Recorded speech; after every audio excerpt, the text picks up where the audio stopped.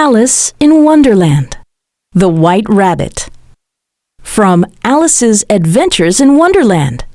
Retold by Thomas G. Wenig. Illustrated by James Claridatis. Alice sat picking daisies with her cat on the riverbank. She was quite bored until a white rabbit ran by. A rabbit isn't very exciting, but this rabbit wore a jacket and carried a pocket watch. And if that wasn't strange enough, it spoke too. "Oh dear, I'm late," it said before jumping down a hole. The white rabbit had proved far more interesting than daisies, so Alice ran to the hole and peered after the creature. Before she knew it, she had leaned in too far. Alice fell and fell and fell. The hole seemed to be bottomless. "This must be the deepest hole in the world," she said, "unless I'm just falling very slowly." "What's this?" Alice asked as she passed shelves and cupboards that lined the rabbit hole. Her belly rumbled with hunger, so she grabbed a jar labeled orange jam off one of the shelves. "Empty," she said. She returned the jar to a cupboard. Alice began to worry about her cat. Her worry didn't last long because her thoughts were interrupted when she crashed into the floor of the rabbit hole.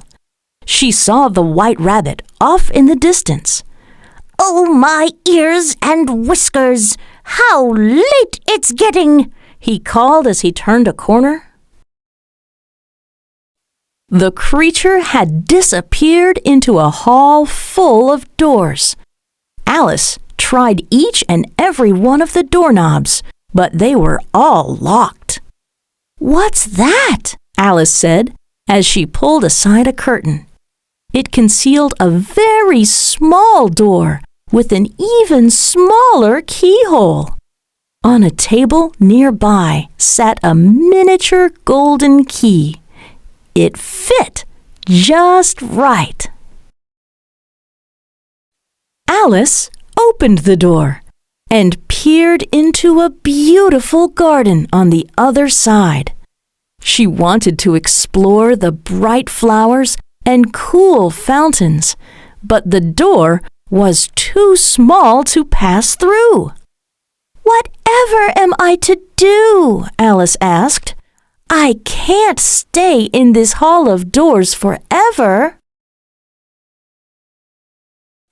Alice looked around and spied a bottle sitting on the table.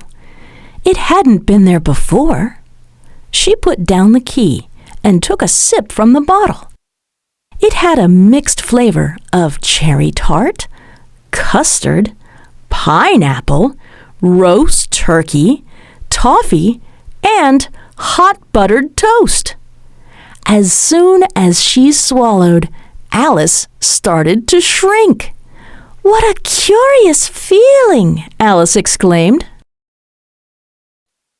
"I'm plenty small enough to fit through that door now," Alice said.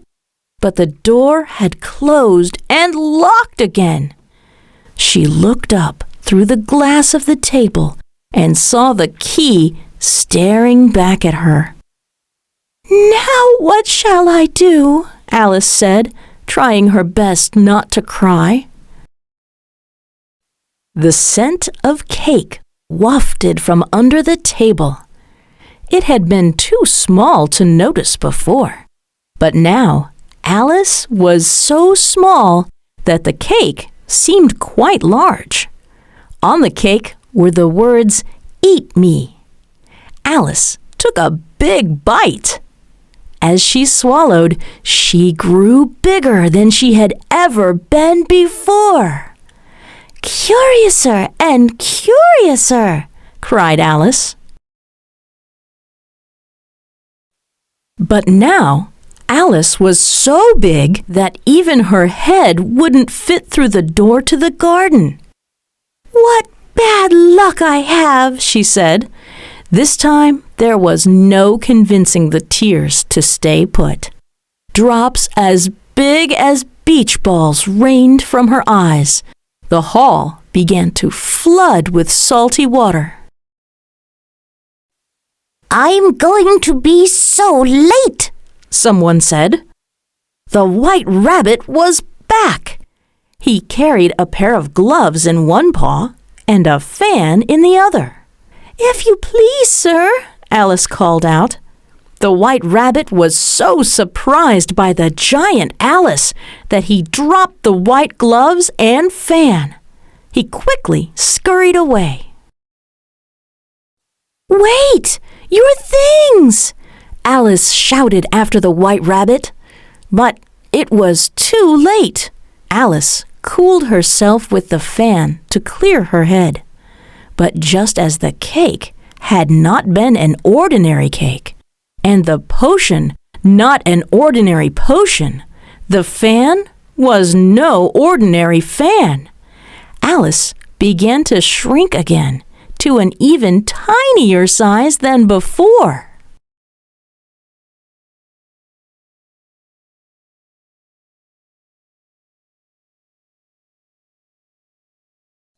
"Now I can surely fit through the door," Alice said. As she walked to the door, she slipped on a wet stone and crashed into the puddle of tears, which now seemed like an ocean. A little mouse had fallen in too. "Don't worry, little mouse," Alice said.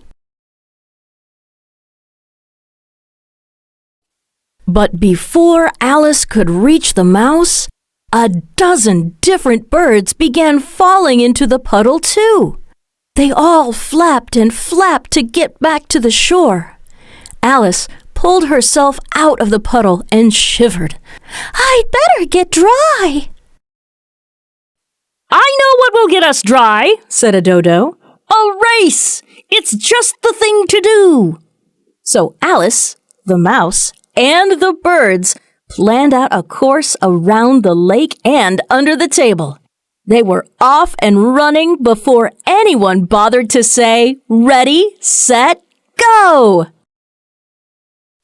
Alice ran past the eaglet and then the dodo. Then she passed them again as they flew by her, going the wrong way. The mouse sat and took a nap for a while, until she hopped up and started for the finish line again, wherever that might be. Alice was very dry, however, so the race was doing its job.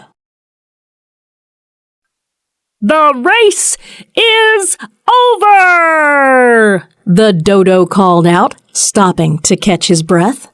"But who won?" the eaglet asked. The dodo pondered for a bit before he decided. "Everybody has won, and all must have prizes," he declared.